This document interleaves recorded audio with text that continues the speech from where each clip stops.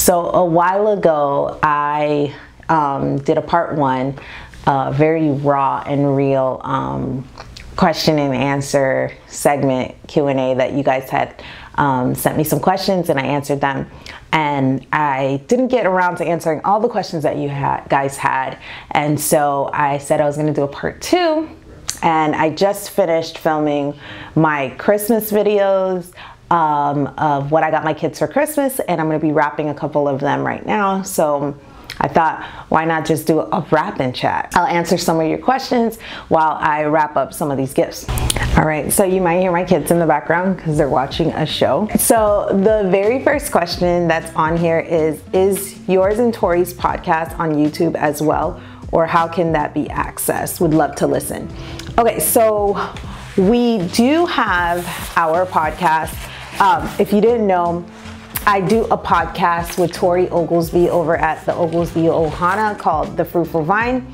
And it is all about just motherhood and womanhood and sisterhood, all the hoods. So I do a podcast with her. And we do have a visual preview that you can see. And the preview is actually, guys, I'm not the best rapper, so I'm not even gonna pretend to be. I don't think I'm that bad, but I'm definitely not the best. I hope that's not too loud.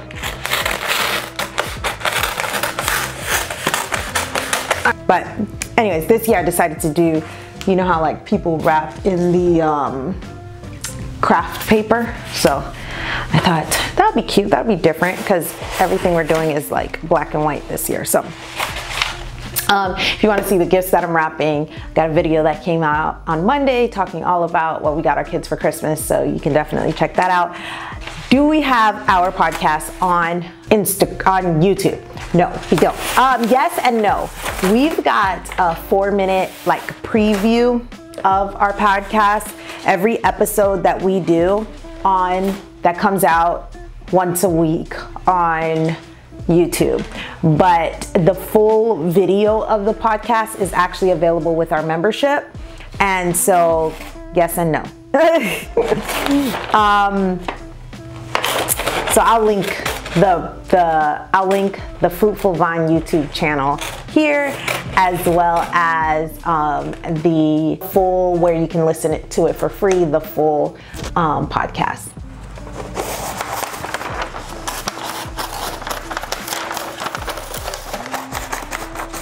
I feel like I should have cut everything out before I started. Okay, so how do you handle conflict with your spouse if and when it happens? Okay, so let me preface this by saying that I am not somebody who, or my husband and I don't necessarily fight dirty, if that makes sense. We have always been that way. We were friends before we got together. And so we don't fight in a way, or not fight, we don't disagree or argue in a way that we tear the other person down or that we bash them. We just don't, and we never have. How we handle disagreements and arguments is that we talk about it, and I am naturally a very petty, passive, aggressive arguer. And so I get quiet and I don't say nothing, and he knows I'm mad, and I get quiet when I'm angry. I get quiet and I get into myself, or introverted, and yeah, I don't like it, but it is what I do when I get upset. And he's very good about just giving me time to get my words, because when I'm upset, I don't necessarily have the words. So he's very good about giving me time to get my words in. And he's the opposite. He expresses himself. When he's upset, he expresses himself. He speaks and he lets it be known how he's feeling and why he's upset and what he's upset about. And so, sorry guys, I'm fighting with this thing. Me and this paper are fighting one another and the paper is winning. Okay, hold on. I saw somebody do this on Pinterest once. I only needed to watch it one time to fully grasp how it's done. So I got this, right? All right, there we go. Not really. Got some double-sided sticky tape. I'm all professional. But yes, we do argue, we do get in disagreements. We don't fight dirty. We don't attack the person. We don't try to, I don't like to do that, guys. I am very much like, I don't want to disrespect him or dishonor him or make him feel, I don't know, less than or anything like that. Like, I'm very good about just fighting the issue and not necessarily the person. And so that is my number one tip, is that when you do have a disagreement or when you do argue inevitably with your spouse, that you try your hardest to attack the situation, not the person. Like I know that some people, when they argue, it's like a lot of cursing and a lot of things like that. Like, I don't do that. I just don't. Not that I'm better than anybody else or anything like that. I just don't. And I feel like I need to go look up that Pinterest thing to see how she repped, because I'm clearly doing it wrong. I don't know what I'm doing right now. I don't know how I got to this point. I don't know how to turn around. I feel like I am too far in to do anything besides just push through. Like, what is gonna happen right now? I need to watch the Pinterest. Anyways, did you ever use a Mother's Day out program, etc.? Which programs outside of your home have you used for mommy breaks or youth involvement outside your home? Okay, so no, we don't do Mother's Day out programs. We just, honestly, if I had one, I would. I just don't have one in my area for me to use. I would use it for the little ones, but I don't have that available for me right now, or close enough proximity to me for me to use right now. So what we do have though with my older ones is they go to what's called one-a-day school. And so 1 day a week they go and they are taught by a teacher. She is an ex-middle school teacher, and they do like a one-room schoolhouse type vibe where she teaches a bunch of different ages all at once, and they do science experiments and they study history, and they just have a blast with other homeschool kids. And yeah, so that's what we utilize, and that seems to be working like really, really well. Guys, I'm about to give up on this rap and chat. It's about to be, wow, that's terrible. Okay, all right.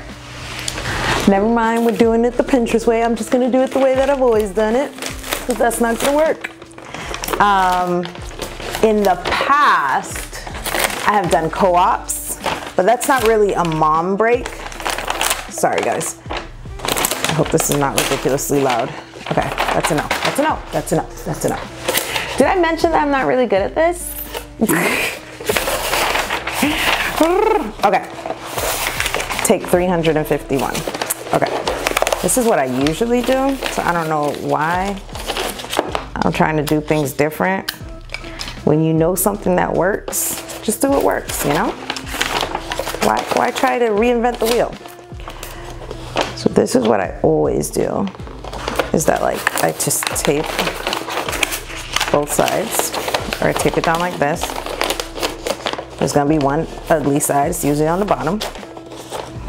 You know what, me and my tape fighting right now. That's what it is. Double-sided sticky tape, it's not working for Wendy. Okay, sorry, focus. Okay, let's see, so that's what we do. Our children are involved in different extracurricular activities, but that's not necessarily a mom break. That is just sports and things like that. They're involved in church and well, they go to church. Wouldn't necessarily say they're involved because they're not like volunteering or anything, but they go to church and they have like small, guys, I'm about to fight with this thing. Okay, I know what I'm gonna do. And they have like small groups and stuff like that.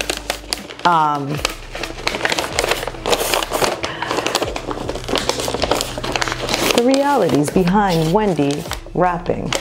She's really bad at it. Okay, what is your favorite fruit? What would you like your obituary to say about you? That's so sad. And if you decide to write a book, what would you title it? Okay, so first, what is my favorite fruit? My favorite fruit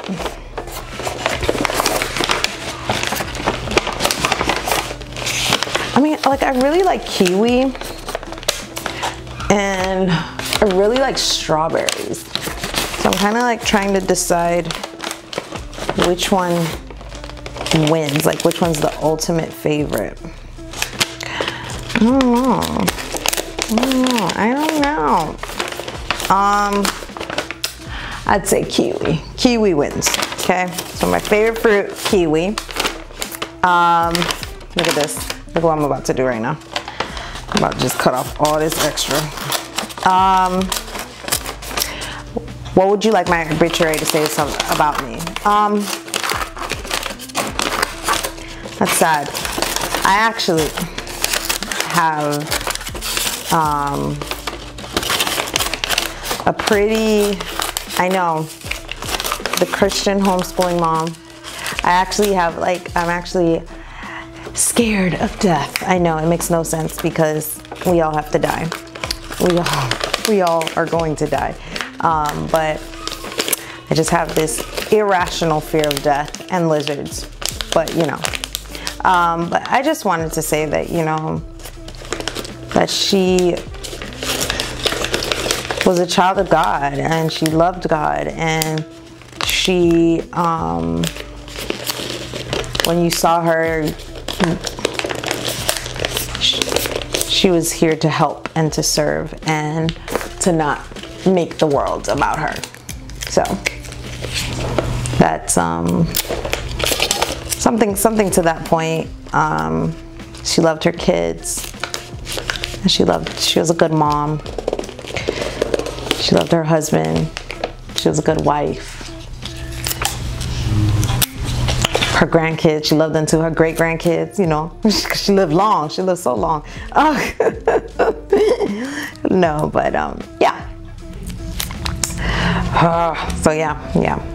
Working through that. If you guys have any like good, I asked my friends one day, they're like, you guys have any good books to get over your fear of death? And they're like, yeah, the Bible. I'm like, I know, guys. I know. Meant something else. So let me know in the comments if you guys have any good books besides the Bible, which is the ultimate best book to get over your fear of death. I'd love to read it and hear about it. Guys, it's so sad. It's such a sad wrapping job. But you know what? I'm gonna put some ribbon on this, put a bow on it. It's gonna be cute, okay? And kids don't care. I'm just gonna open it, okay? I'm gonna wrap it in some like some red ribbon, so it'll be fine, all right? It's not that bad. It's not that bad. Okay. So, if you decided to write a book, what would you title it?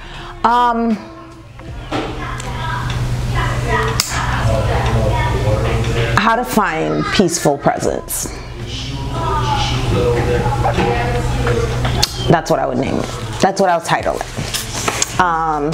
And it would be about helping moms balance it all and do all the things that they have to do as stay-at-home moms. It will be a book of encouragement and practical tips on how to do all the things that we do. So that's what my book would be called.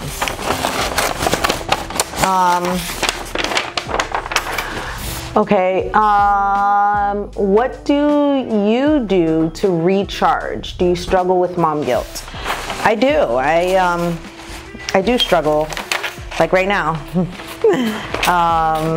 Yes, I struggle with mom guilt. I struggle with not doing enough, not being good at what I do, and balancing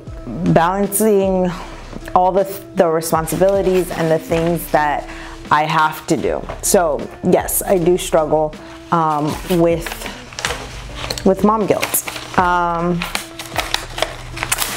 What do I do to recharge? I take moments. I give myself time. I take naps.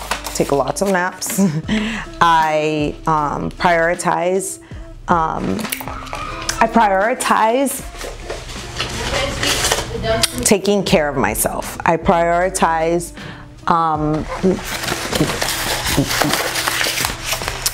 because I realize that I am only as I'm as good of a mom as I have energy to be, if that makes sense.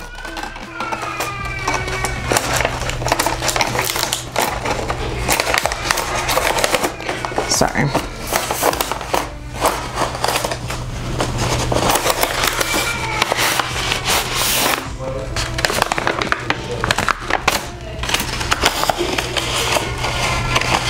So to recharge, I take naps. I spend time with my husband. I have a whole video going over all the things that I do to really take care of myself in order to be able to do all the things. So I will link that video in the description or up above. I'll put it up above. But yeah, so that's what I do. Okay, what else? Okay, how do I juggle homeschooling all my kids at once, and how long does it take me? Okay, so I have done it several different ways. I've done it all at the same time. We all doing math. I have done it, I'm not gonna school you and I'll school you. You know what I mean? Like just schooling one child at a time while the other children play. So I've done all different types of ways. What we are currently doing with juggling, with homeschooling all the kids, is that I have kind of like a rotation like going on. So we start off the morning with doing our read aloud and Bible time, followed by me working with my youngest while my two older ones work on their independent work, followed by me working with my middle while my oldest works with his little brother, and all the while the baby's just with me doing whatever I do. I've got like little coloring books and things like that to keep her distracted while I'm working with everybody else. And then I work with my oldest, and then we do history, and then we do lunch. So if you'd like to know what like our updated schedule is, let me know. I'll do a video on that. But I've found that different seasons of life is gonna change how you do things. Like you might have it down packed how you do things, and then something comes up and you have to be able to be adaptable and be able to be flexible and understand that it's never going to be perfect, you know, especially with the juggling act, but it could be okay. It could be okay. So I have a 8-year-old and a 2-year-old, and found the juggling component a little challenging, especially when my 8-year-old. So for me, I would say if you have an 8-year-old and a 2-year-old, that's just a perfect opportunity to do group activities and to work with your 8-year-old while your 2-year-old is preoccupied. So whether it is nap time, or whether it is early in the morning before she wakes up, or whether it is when daddy is home, just to work with your 8-year-olds when the 2-year-old is not around, because 2-year-olds are very needy. My 2-year-old is very needy, and I can definitely understand the struggle of that dynamic and trying to figure it all out.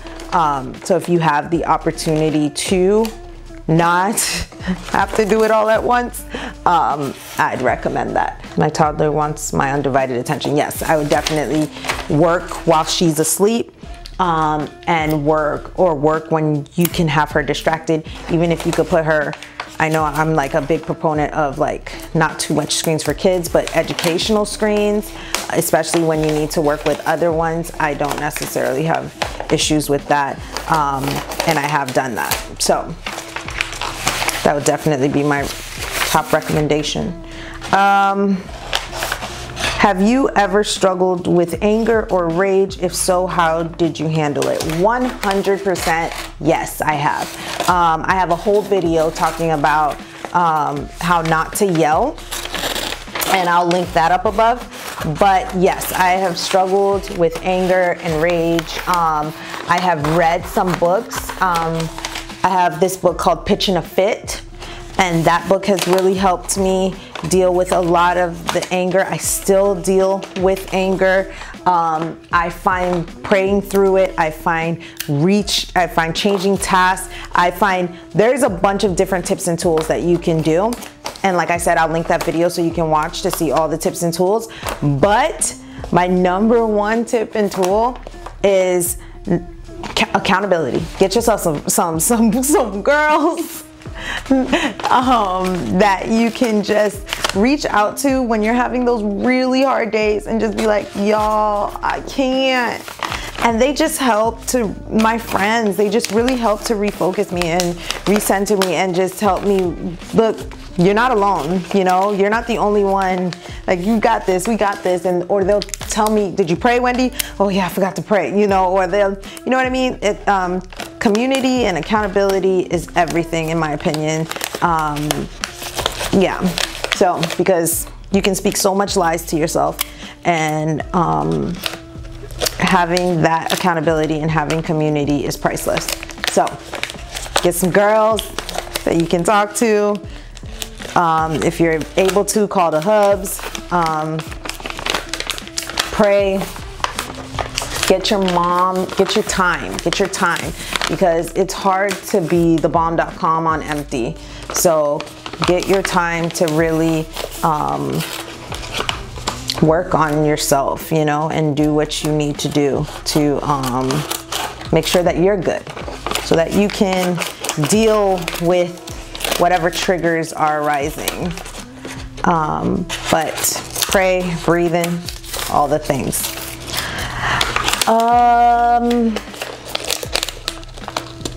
And also therapy. Y'all, I'm about to, therapy. I haven't done therapy since I was a kid, but I'm really considering going back into therapy. I'm just having a difficult time finding a Christian therapist, because I personally just want to be with a Christian therapist. But definitely, I recommend therapy.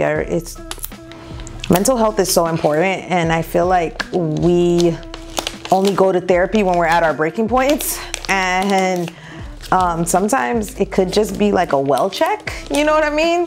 You check on yourself, how you doing, you know? So I'm a big proponent of therapy. All right, how and when do you film your YouTube videos? It's happening right now. I film a lot of the times when my husband is available, or early in the morning when my children are asleep. So utilizing times when I am not needed is how and when I get my YouTube videos filmed. Are you teaching your children Creole? Yes and no. I am teaching them Creole, which, if you didn't know, I'm Haitian and I speak Creole. Well, I wish I was way more fluent than I actually am, but I understand it very well.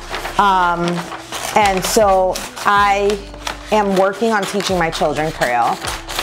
It's just hard because unless you're around it, you know what I mean? And we speak English in the home, and English is spoken around them, immersion is like the best way, but we are slowly but surely teaching them how to speak Creole. Will they speak Creole how I speak Creole, which is not even that great? Probably not. But I would love if they could understand the language and speak it and stuff like that. That would make me very happy. Routine advice. All right. What kind of advice are we looking for? It just says routine advice. Routines are hard. Routines are something that requires for you to be very, very intentional about. As you can see, I just cut out this strip without even like figuring out what I'm gonna put in the strip, and now I have no ideas. I think I'm gonna do these cards in here. I really thought it was a lot bigger than what it actually was. But yeah, routines are necessary in my opinion. I think especially in a home, especially with raising a family, I think routines are a must. I think they're necessary. I think that is how some rhythm and some flow can be in your home. I think that it creates good discipline to have strong routines in your home. So I definitely recommend routines. A mom morning routine is a must to me. I have, so I have nothing but routines up in here. So if you want to see anything dealing with routines, let me know your specific questions down below and I will be glad to answer them. If I get enough questions, I'll do another video on them. So just let me know. Yeah, routines are so important to me. Like, excuse me, routines are how my family functions best. Anyways, I'm gonna continue to wrap and finish this up. Guys, send me all your wrapping advice because this is just sad. I'm gonna put a bow right on that. Anyways, thank you so much for joining me for this quick wrap and chat. It probably wasn't quick, but thank you so much for joining me for this wrap and chat. If you'd like to see a video about what we got our kids for Christmas, what is included, what I've been wrapping, click this video right here. And until next time, bye.